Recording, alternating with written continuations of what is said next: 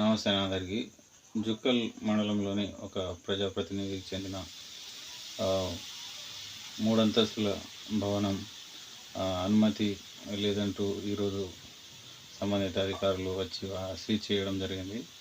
అయితే అది జీపీ నుంచి 2 అంతస్తుల కోసం పర్మిషన్ తీసుకుని 3 అంతస్తులు నిర్మించారని వారు తెలియజేయడం జరిగింది. G+2 అంటారా, అదే అనుకుంటా. G+2 కోసం పర్మిషన్ ఉందట. అదేవిధంగా కింద సెల్లర్ కూడా నిర్మాణం చేపట్టారు.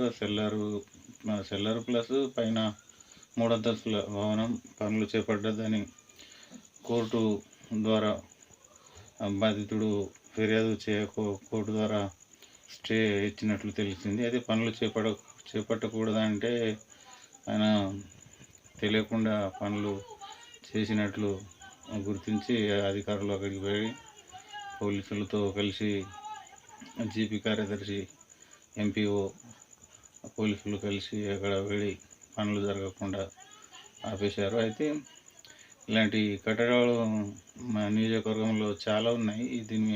ఇదే విషయంలో బిచ్చుకుందలో కూడా కొన్ని ఉన్నాయి. అక్కడ ఎవరు మరి ఫిర్యాదు చేసినా ఎవరు కూడా స్పందించలేరనే సమాచారం ఉంది.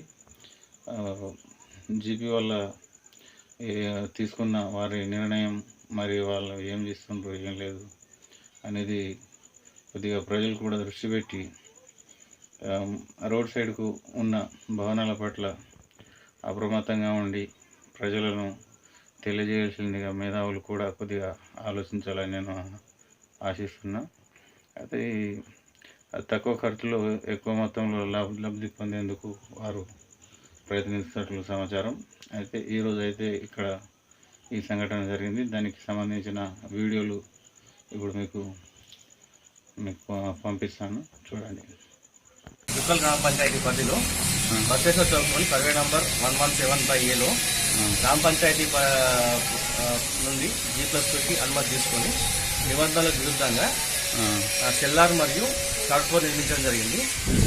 పర్మిషన్ ఎక్కడ దాకా G+2 మీ పంచాయతీ నుంచి తీసుకున్నారా? పంచాయతీ నుంచి G+2 పర్మిషన్ తీసుకున్నారు. G+2 మా అనుమతికి విరుద్ధంగా గృహ నిర్మాణం అనేది సెల్లార్ మరియు థర్డ్ ఫ్లోర్ యొక్క నిర్మాణం చేయడం జరిగింది. వీళ్ళు దీనికి అబ్జెక్షన్ రావడం వల్ల హైకోర్టు నుంచి మాకు ఆర్డర్ వచ్చింది. ఒకటి సెల్లార్ మరియు థర్డ్ ఫ్లోర్ అనేది సీజ్ చేయమని హైకోర్టు వారి ఆదేశాల ప్రకారం మేము ఇప్పుడు సెల్లార్ ఒకటి రెండు సీజ్ చేసారు.